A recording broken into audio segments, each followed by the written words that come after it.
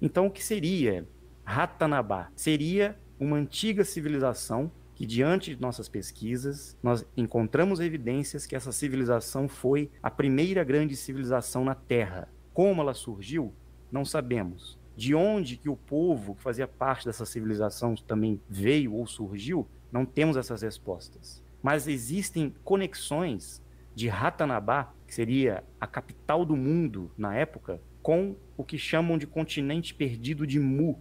Mu, na verdade, é um resquício dessa antiga civilização. Nós chegamos na conclusão de que eles eram conhecidos como os Murius. Daí vem esse nome Mu. Só que não existem registros hoje dos Murius. Isso vai ser encontrado ainda e revelado, porque as principais evidências dos Murius estão na Amazônia. Tem a ver com Ratanabá, que seria essa grande cidade dos Murius, que está soterrada na floresta amazônica. E nós, de Dáquila, depois de 25 anos de pesquisa, conseguimos identificar a localização exata para esta descoberta arqueológica que vai mudar a história da humanidade. E nós tivemos informações de que essa antiga civilização existiu entre 600 e 450 milhões de anos na Terra.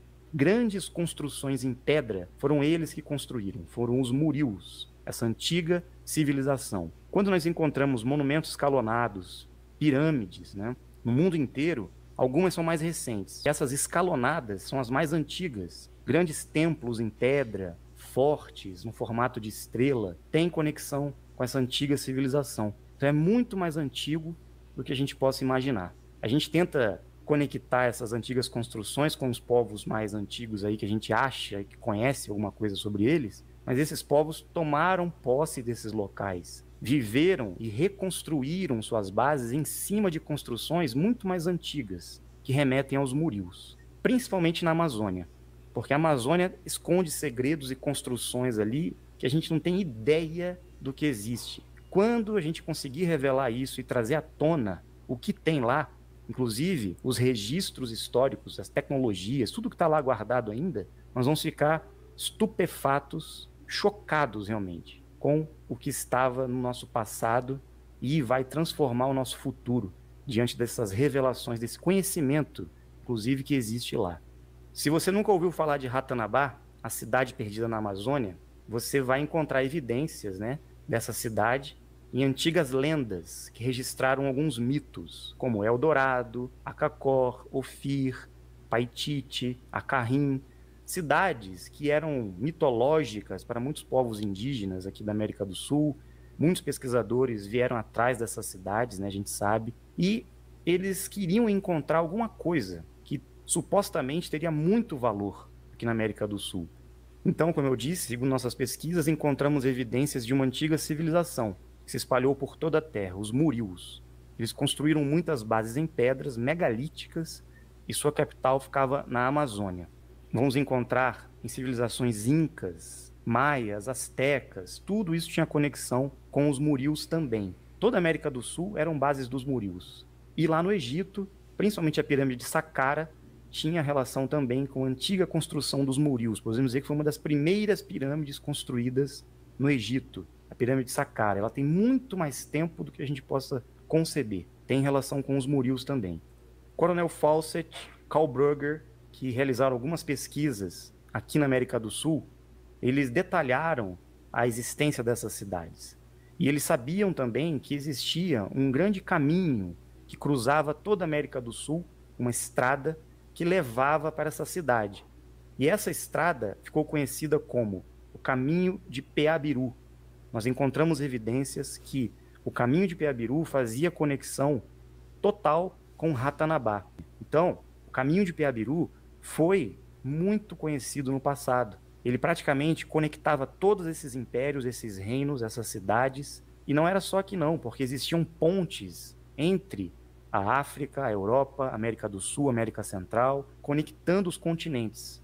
O Caminho de Peabiru, ele é muito importante, porque ele conecta as bases dos Murius O caminho de Piabiru, como algumas pessoas conhecem hoje, né? Supostamente ele inicia no litoral brasileiro. Mas como é que um caminho começa no litoral brasileiro, em alguns pontos, né? Na verdade, ele tinha várias ramificações, várias passagens, né? Não só sobre o continente, mas em túneis subterrâneos também. E fomos encontrando durante esse caminho várias evidências de povos antigos. Por exemplo, nessas pedras, né? Tudo aqui no Brasil, principalmente lá na região de Rondônia e Mato Grosso. Inclusive, alguns desenhos e símbolos também estão lá na Pedra do Ingá. Tem muitos símbolos parecidos nesses locais que a gente encontrou, principalmente o símbolo da espiral, né? Quando nós chegamos em Rondônia, através de algumas pesquisas, nós chegamos nesse forte, nessa construção, em Costa Marques, no Forte Príncipe da Beira. E lá foi o grande, assim, a nossa maior surpresa, né? Porque lá nós encontramos túneis dentro desse forte que nos conduziram a certos salões e galerias e encontramos muitos artefatos e são quilômetros e quilômetros de túneis subterrâneos intactos ainda. E a gente vai conseguir provar isso na expedição que nós vamos fazer. Aqui uma imagem do túnel, né, que nós encontramos. Isso tudo subterrâneo, tá, gente? Esse foi um dos artefatos que nós encontramos nos túneis, nas galerias. Diversos artefatos em ouro, peças bem elaboradas. Essas maletas antigas aqui tinham muitas peças dentro. Encontramos artefatos também como esses pratos, esses discos, né? Artefatos de metal, de ouro, de prata, bronze, muitos artefatos. Essa é uma espada que nós encontramos. Os controladores do mundo, eles sabem que aqui está presente o grande legado da primeira civilização da Terra e eles querem invadir a Amazônia, eles querem tomar posse através de ONGs, justamente para encontrar esse local. Só que esse local está bem protegido, vamos dizer assim. Está soterrada mais ou menos a 200 metros de profundidade lá na floresta. Você imagina o que vai acontecer quando conseguirmos revelar, porque ela está intacta, a cidade. E o que tem ali de construções, colunas, edificações em ouro maciço, coisas assim absurdas, que ainda está intacto lá. Nós vamos apresentar isso. Porque eu sempre pensei, eu sempre fui nos locais dessas construções e encontrei evidências, né? Que nem também eu encontrei no sítio arqueológico São Miguel Arcanjo um megálito dentro que eles chamam de batistério, não tem nada a ver com a construção. E tem outras coisas lá fora que eles não sabem explicar. Eu acho que esses lugares realmente guardam segredos. Eu vou... você quer que eu compartilhe aqui com vocês o formato desse forte, só para curiosidade? Mais um forte estrela. Esse forte foi construído pelos Murios. Todos esses fortes foram ocupados. Eles existem no mundo inteiro. Eu vou mostrar um videozinho aqui que apresenta esses fortes, né, no mundo inteiro. E foram os mesmos construtores, com a mesma geometria, a mesma arquitetura, só que foram alterados. Alguns foram soterrados, outros estão sobre as águas, outros foram modificados, né, por outros grupos que chegaram, como eu disse, porque eles ocuparam esses locais. E isso a gente tem como evidenciar porque os símbolos que estão presentes nesses fortes, existem muitos símbolos, não só nos fortes estrela, mas também nas edificações que foram vistas como as missões jesuíticas, né? Aqueles prédios, aquelas igrejas em pedra, na verdade, eram nos Murios também. Então, não só os fortes, mas as construções de templos em pedra também são dos Murios. Castelos, entre outros. As pessoas acham que foram construídas por povos recentes. Na verdade, foram ocupados. Essa é a primeira premissa que a gente traz. Então, a civilização dos Murios foram os construtores dessas bases em pedra no mundo inteiro. Depois foram ocupados por outros povos. Como é que a gente chegou nessa conclusão? Fizemos várias expedições, começando na Amazônia, depois na Rondônia, Paraíba, Mato Grosso do Sul, fomos para o Paraguai, Bolívia, Peru, México, Yucatán, até para a Antártica. Né? Nossa equipe conseguiu ir para fazer algumas pesquisas.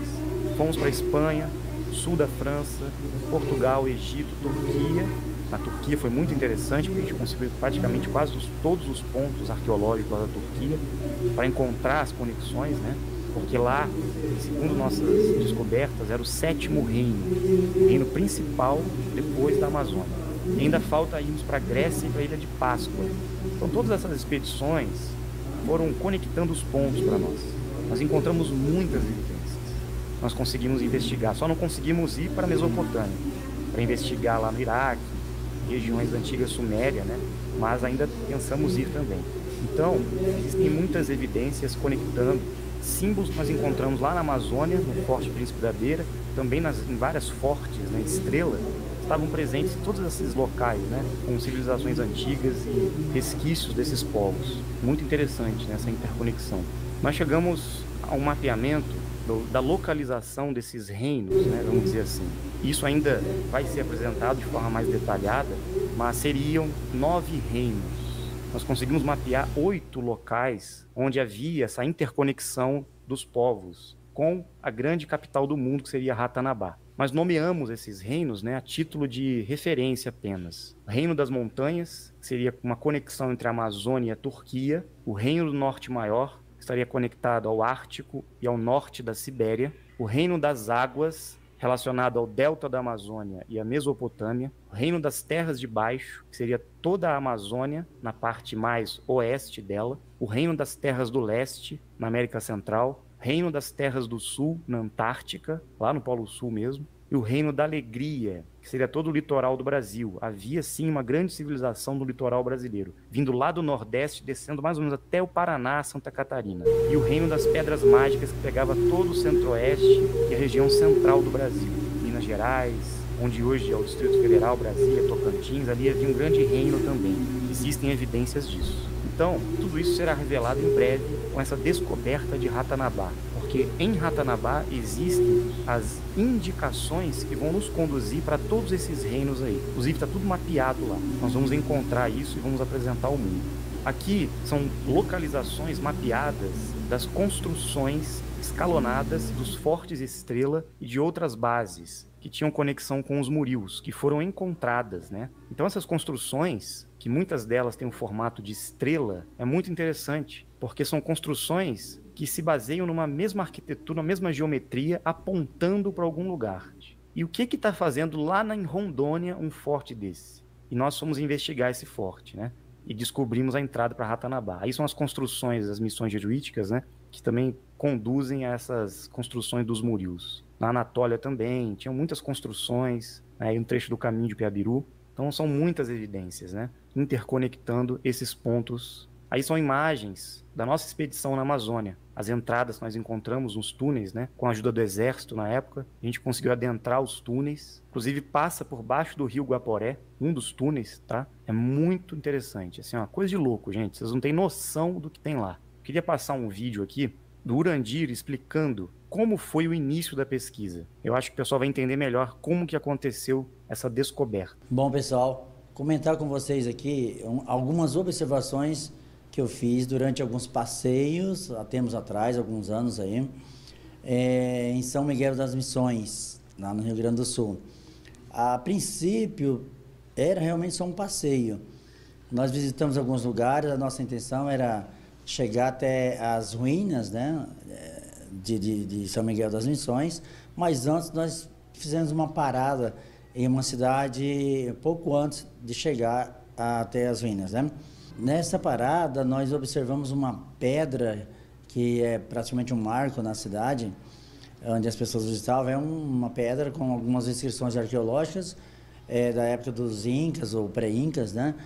Segundo a história lá, eles tinham copiado essa pedra de uma original onde os colonizadores, ou praticamente assim, os espanhóis, né, levaram, destruíram tudo e levaram para Roma, a original. E os Incas antes tinham feito uma cópia dessa original, e é dessa pedra que eu estou falando. É uma cópia autêntica, claro que não com a perfeição que era a original. O que era apenas uma curiosidade acabando-se em uma investigação e uma pesquisa que nos levou a resultados assim extraordinários. Depois da pedra, vimos algumas inscrições, também nas ruínas de São Miguel das Missões, e aquilo deixou de ser curiosidade. Começamos a fazer uma comparação com outras inscrições que já tínhamos visto em vários pontos do Brasil, nas pirâmides do Egito, em Machu Picchu, na França, né? Então, em outros países mais aí, principalmente onde tem ruínas arqueológicas, onde podemos considerar construções escalonadas, né? Então, foi muito interessante a junção de tudo isso aí, o relatório. Bem, enfim, chegamos deixamos a pedra, fomos até as ruínas de São Miguel das Missões. Observamos a igreja, ficamos à noite para observar e ouvir, vamos dizer assim, o teatro, né, o áudio que eles têm como tradição lá, colocar para que os turistas ouçam e vejam e entendam um pouco da história do que foi e do que é hoje, né? Mas percebemos que não estava batendo a história contada com os fatos em si.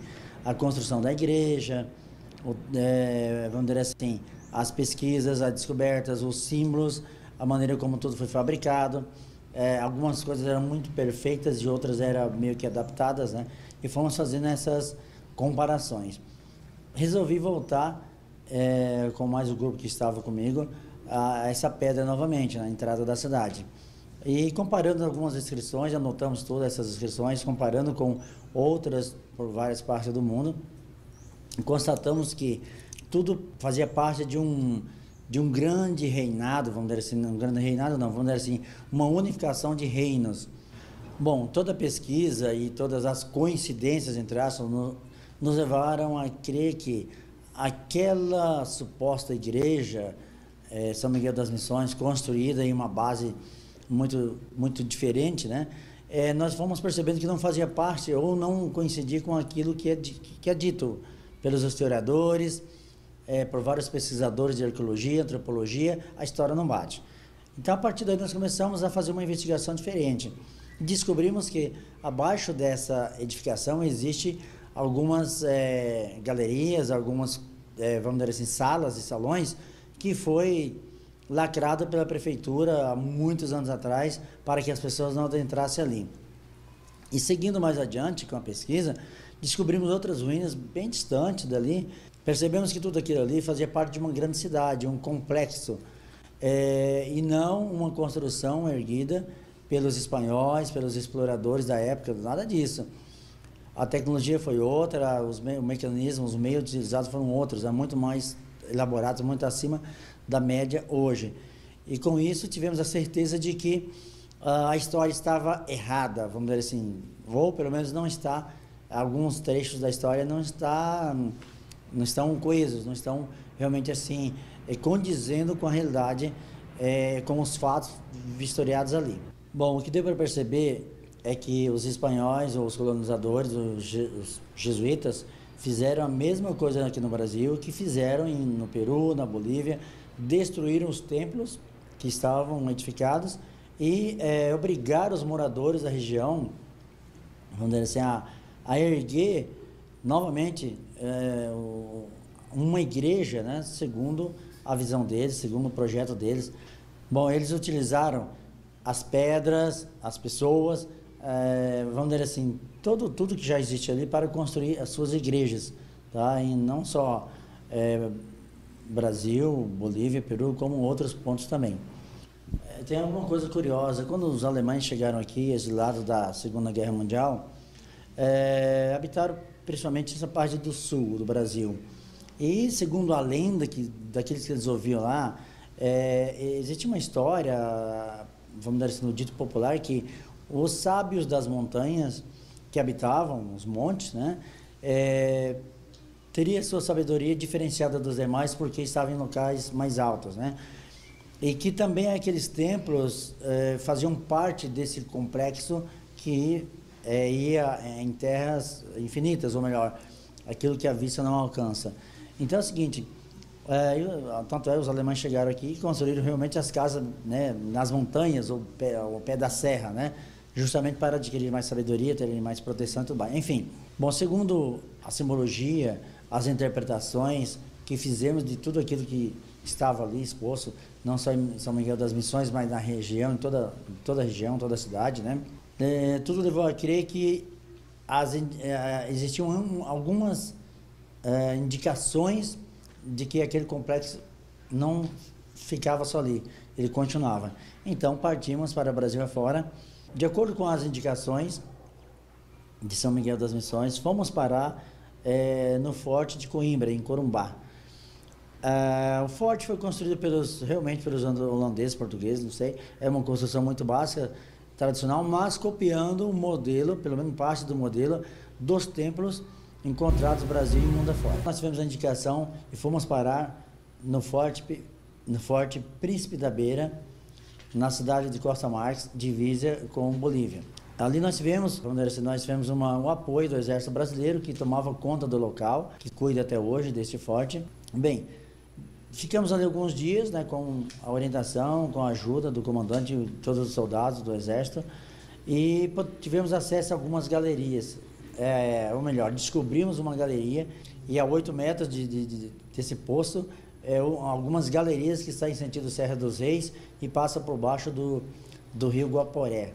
Depois de um certo tempo, nós não tivemos tempo de pesquisar mais, porque tínhamos que voltar para cá. Numa segunda visita lá, nós encontramos um labirinto imenso nas regiões do forte e ruínas de cidades e de construções. Quer dizer, percebemos assim um arsenal arqueológico gigantesco, oculto aqui no Brasil, e fomos em busca de ajuda através dos historiadores, arqueólogos e antropólogos, né? Mas nos deparamos com algo muito curioso. Existe uma barreira, e eles estão abertos a tudo, eles sabem que aquilo lá não foi erguido pelos holandeses de maneira alguma, nem o coronel, vamos dizer assim, nem o Marechal Rondon, como diz as pessoas ali em volta. Simplesmente o Marechal Rondon ocupou, os holandeses ocuparam aquela fortaleza, tá? Mas já existia a edificação há muito tempo atrás, tal. Então a história é totalmente diferente do que é contada. Segundo as indicações encontradas ali no forte, voltamos uma terceira vez em Rondônia, e dessa vez fomos até recebidos pelo Ivo Cassol, era o governador na época, pela secretária de Defesa Civil, que nos ajudou, nos apoiaram, enviando soldados juntamente conosco para entrar mata dentro da Amazônia, né, na floresta amazônica, e tanto o cabo como o sargento foram conosco, mata dentro dessa expedição de 53 pessoas, né, que continha nessa expedição, justamente para pesquisar em cima das descobertas que nós tínhamos feito anterior. Alguns dias na mata nós chegamos a várias indicações de uma civilização muito complexa que habitou a Amazônia, pelo menos há uns 30 mil anos atrás, e que está oculto do conhecimento da população brasileira, mas que a arqueologia, os arqueólogos, os historiadores, os antropólogos sabem disso, mas não contam a realidade, porque eles são proibidos de contar a verdade para nós. Eles não podem publicar suas descobertas, porque existe um acordo entre Estados Unidos e Brasil de que não pode, o Brasil, ou pelo menos os países da América Latina, não pode divulgar nenhuma descoberta extraordinária, algo que comprove que aqui habitou uma civilização complexa e muito adiantada tecnologicamente. E percebemos que esse acordo ainda está mantido até hoje, porque a arqueologia brasileira é muito mais rica, muito mais bonita, muito mais detalhada do que qualquer outro ponto aí no planeta, o que nós descobrimos. E por que assim, o governo brasileiro esconde? Por que não divulga? Por que não propaga? O centro turístico arqueológico aqui poderia ser muito maior do que lá fora. Com tudo que descobrimos, que percebemos, não só naquele ponto, mas desde São Miguel das Missões, desde o Rio Grande do Sul, até naquele ponto ali, pelo menos, a arqueologia brasileira poderia se destacar no mundo afora de uma maneira espetacular. Por que o governo brasileiro não faz isso? Porque eles proíbem a divulgação disso.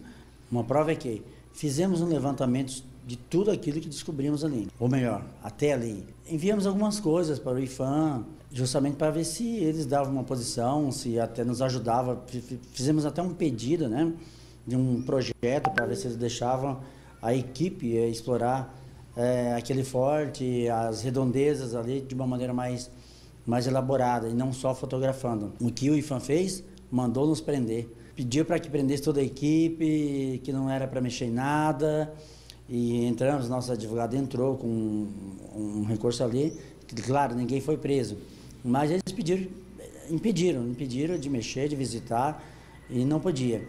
Enviamos outras cartas, outros ofícios, os advogados também, quer dizer, anulou tudo aquilo ali, mas resumindo, fomos impedidos de realizar as pesquisas, de dar continuidade a elas. Passamos todo o relatório para o comandante Sandro. Ficamos sabendo que alguns meses depois ele foi transferido daquela região para um outro comando, não sabemos de onde, e que, vamos dizer assim, 8 meses após a nossa descoberta ali, nós fizemos um relatório completo, mandamos para o IPHAN.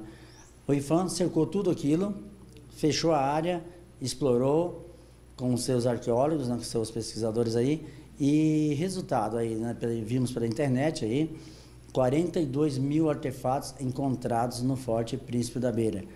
Eu sei que tem muito mais coisa, nós descobrimos muito mais coisa, não falamos para o IPHAN, não falamos para ninguém, e temos certeza que eles não descobriram, mas é o seguinte, o que eles têm é muito mais do que o que foi mostrado. Enfim, não vamos comprar briga com o IPHAN, com o governo, nada. Nós estamos mostrando a realidade do Brasil. Continuando ali, seguindo as indicações do Forte Príncipe da Beira, fomos até a cidade de Abunã e também Vista Alegre do Abunã, um patrimônio vizinho do outro. E a partir dali seguimos mata dentro, com toda a nossa equipe, pesquisando, fotografando, somente a arqueologia interpretativa, que é assim que o IPHAN determina. Nós descobrimos indícios, indicações e fomos até mais além. Descobrimos ruínas de cidade perdida na Amazônia, tá? O ponto máximo nosso ali, o marco principal foi a Serra da Muralha, que fica no estado, praticamente já no estado da Amazônia, se não me engano. Essa serra, ela contém indicações de vários pontos do planeta. Descobrimos isso aí e fizemos toda a correlação entre todos os pontos. E as descobertas são fantásticas mesmo, assim. E fomos adentro, mata dentro, e encontramos ruínas de uma grande cidade perdida, que vai até o delta do Amazonas.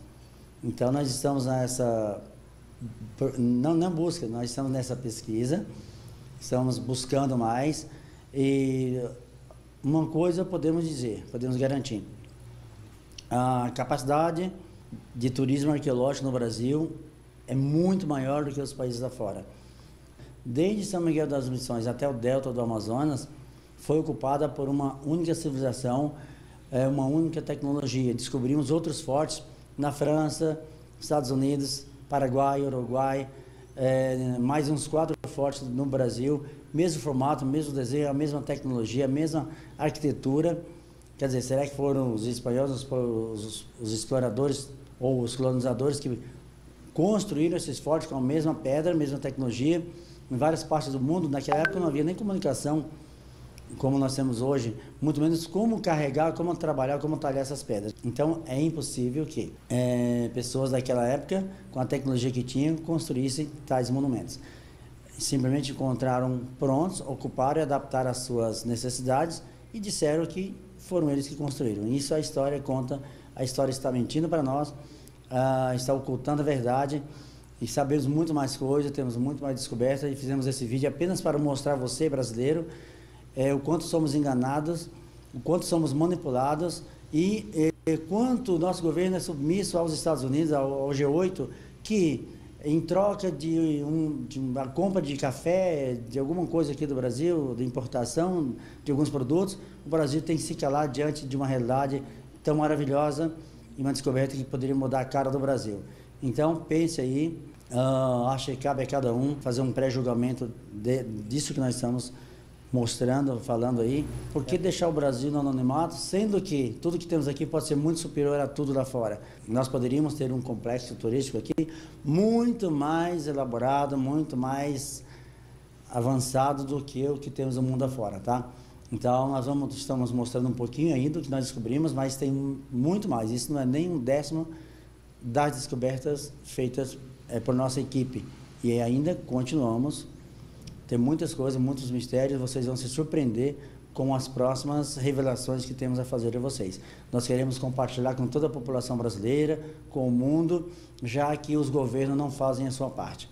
Bom, nós da Expedição Brasil, toda a equipe, só temos a agradecer a vocês e temos muito mais coisas a mostrar a todos vocês, tá? Queremos parcerias, pessoas de boa vontade, aí, aventureiros aí pelo Brasil afora. Estamos juntos nessa aí. Até breve, um grande abraço. Esse vídeo que nós passamos agora foi de 2013. Foi o início ali das pesquisas, quando tudo começou, nas indicações que nós tivemos.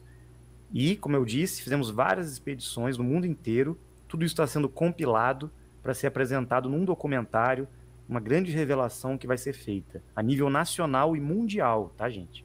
Nós estamos tendo apoio já do IPHAN, porque no início eles resistiram um pouco, mas agora estamos em parceria com vários grupos aí, O governo está sabendo já de Ratanabá, o Exército, as Forças Armadas estão se mobilizando para essa expedição. Nós estamos com parcerias incríveis para apresentar ao mundo Ratanabá, ok?